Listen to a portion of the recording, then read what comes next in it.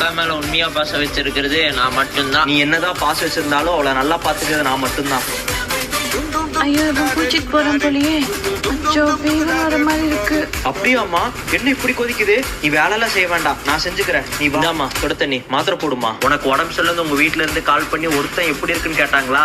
இப்பவா தெரிஞ்சுக்கோ, இந்த உலகத்திலே உன் மேல உண்மையான அன்பு வச்சிருக்கோம் நான் ஒருத்தன் தானே. இல்லையே, காலையிலே என் தம்பி கால் பண்ணானே. அக்கா எப்படிக்கா இருக்க? நான் நல்லா தான்டா இருக்கேன். நீ எப்படி இருக்க? நானும் நல்லா இருக்கேன்க்கா. நான் நல்லா இருக்கேன்னு சொன்னது காரணம் நம்ம அக்காக்கு உடம்பு சரியில்லையே, நம்ம கஷ்டப்பட கூடாதுன்ற காரணம். நான் மட்டும் கஷ்டப்பட மாட்டேனாக்கா? நீ ஏன்டா வந்தா? நான் நல்லா தான் இருக்கேன். பேசும்போதே உன் குரலை வச்சே கண்டுபிடிச்சிட்டேன் என் அக்கா உடம்பு சரியில்லைன்னு.